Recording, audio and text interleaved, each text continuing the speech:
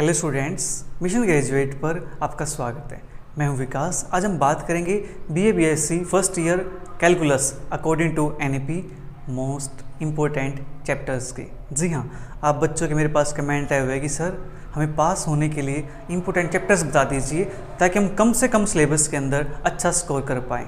ठीक है, तो चलिए आज हम उसी की बात करते हैं। सबसे पहले देखेंगे अपना सिलेबस क्या है, उसके अंदर कौन से चैप्टर से अपनी यूनिट कंप्लीट होती है, देन उन यूनिट के अंदर से हम कौन सा चैप्टर करके जाएं हम अच्छा स्कोर कर पाएँ। ठीक है, अपना एक क्वेश्चन कंप्लीट हो जाए वहाँ से। ठीक है, आज हम उनकी बात करने वाले हैं। ठीक है जी, तो बने रहिए मेरे साथ। तो सबसे पहले अपने जो चैप्टर्स हैं, चैप्टर अपना है कैलकुलस के अंदर first chapter limit, continuity and derivability. Second chapter है इनडिटरमिनेट फॉर्म्स।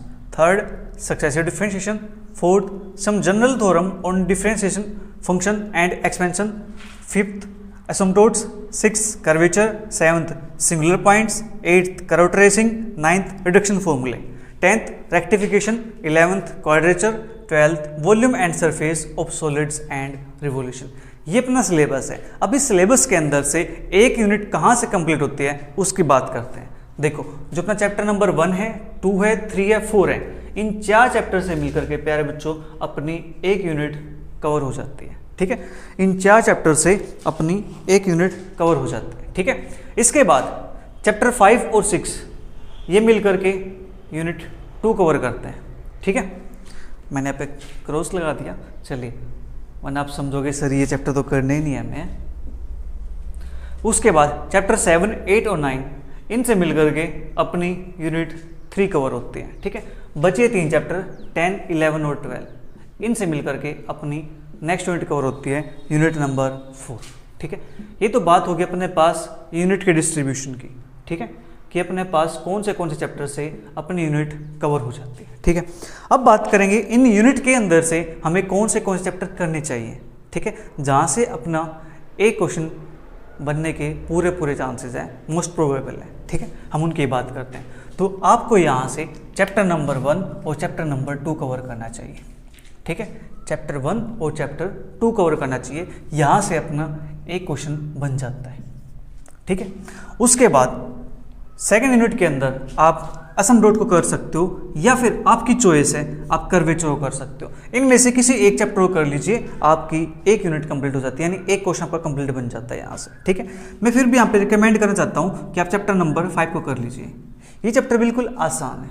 ठीक है, इसके अंदर कुछ नहीं करना, आपको असिम्पटोट फाइंड करने हैं, कोऑर्डिनेट के अबाउट यानी parallel to X axis, parallel to Y axis and oblique asymptote, बस ये चीज़ आपको फाइंड करने हैं। बिल्कुल आसान है प्यारे बच्चों। ठीक है, ये नहीं करना चाहते फिर आप ये कर लीजिए।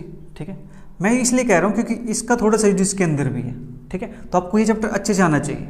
राइट, तो यूनिट कंप्लीट करने के लिए आप चैप्टर नंबर 5 को चूज कर सकते हो। उसके बाद यहाँ से आपको करना है चैप्टर नंबर 7 और चैप्टर नंबर 9। ठीक है, आपको 2 चैप्टर करने हैं, यहाँ से अपना एक क्वेश्चन बन जाता है। ठीक है, जो चैप्टर नंबर 8 है प्यारे बच्चों, ये चैप्टर थोड़ा सा टफ है।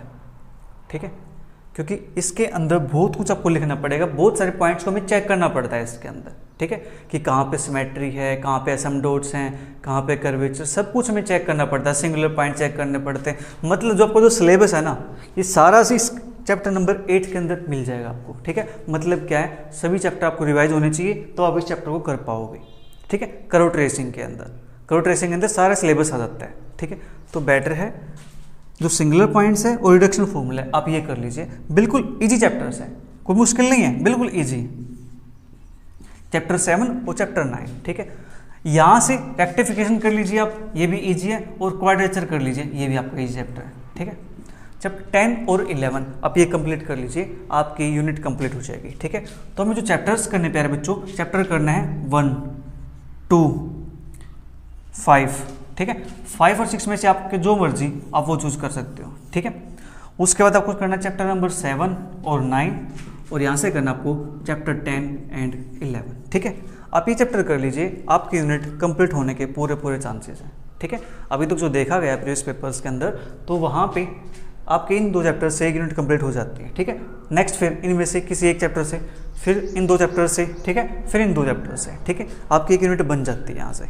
राइट, तो अब प्यारे बच्चों प्रॉब्लम ये है कि कुछ बच्चे ऐसे हैं, बहुत सारे बच्चे हैं, बहुत सारे बच्चे हैं जिनका सिलेबस अभी तक कंप्लीट नहीं हो पाया, जिनका सिलेबस अभी तक कवर नहीं हो पाया है। ठीक है, सिलेबस कहाँ से कवर अप करोगे? डोंट वरी, अगर आप नए बच्चे तो आपको बता देता हूँ कि अपने चैनल पे सिलेबस आपका अपलोडेड है। ठीक है, देखो जो आपका फर्स्ट चैप्टर है, जो आपका सेकंड चैप्टर है, ये दोनों चैप्टर अपने चैनल पे कम्प्लीटली अपलोडेड है। ठीक है, जो पहले ये चैप्टर्स बताए हैं, पहले इनकी बात कर रहा हूँ मैं। ठीक है, फिर और बताने वालों के चैप्टर्स कौन से अपलोडेड हैं, ताकि आपको जो एक कंपल्सरी क्वेश्चन है वो भी आपका ना छूटे, उसके अंदर से मैक्सिमम पार्ट्स को आप अटेम्प्ट कर पाओ। ठीक है, इन चैप्टर्स में से आपका 1-2 पार्ट तो आपको मिल ही जाएगा। ठीक है, आई एम श्योर कि आपको 1-2 पार्ट तो इन चैप्टर्स में से आपको मिल जाएगा, तो जो कंपल्सरी क्वेश्चन है। ठीक है, उसके बाद चैप्टर नंबर 5 ये भी अपने चैनल पे कंप्लीटली अपलोडेड है। आप चैप्टर नंबर 6 की चॉइस करते हो, इसको चूज करते हो, तो ये चैप्टर भी आपका कंप्लीटली अपलोडेड है। ठीक है, सिंगुलर पॉइंट ये भी हमने कवर कर रखा है।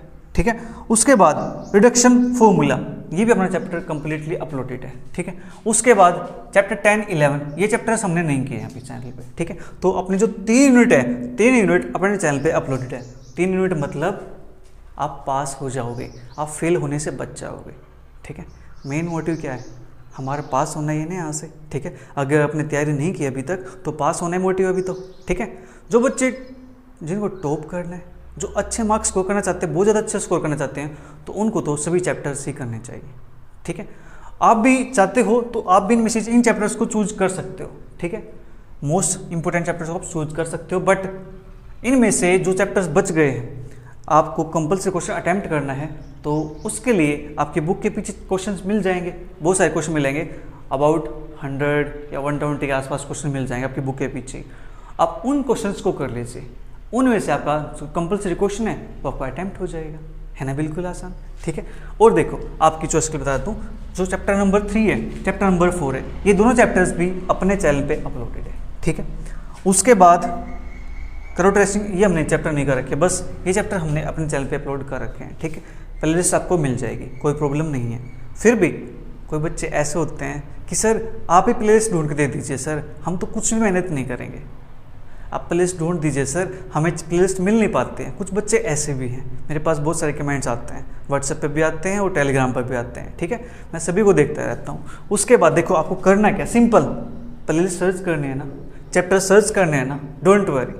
आप क्या करो, लिमिट, कंटिन्यूटी एंड डेरिवेबिलिटी चैप्टर का नेम लिखोगे। ठीक है, और पीछे अपने चैनल का नेम लिख देना, दैट इज मिशन ग्रेजुएट। बस इतना सा काम कर दो, ये कमांड आप यूट्यूब को दे दो, बस यूट्यूब आपको खुद ढूंढ करके दे देगा, लीजिए साहब आपके लिए, आपकी सेवा में हाजिर है साहब ये चैप्टर्स की प्लेलिस्ट। ठीक है, इसी प्रकार से आप कोई भी चैप्टर सर्च करो, पीछे अपने चैनल का नाम लिख दीजिए। ठीक है, यूट्यूब आपको सामने रख कर दे देगा, लीजिए अब तो जनाब आप पढ़ लीजिए, अब तो मैंने दे दिया आपको।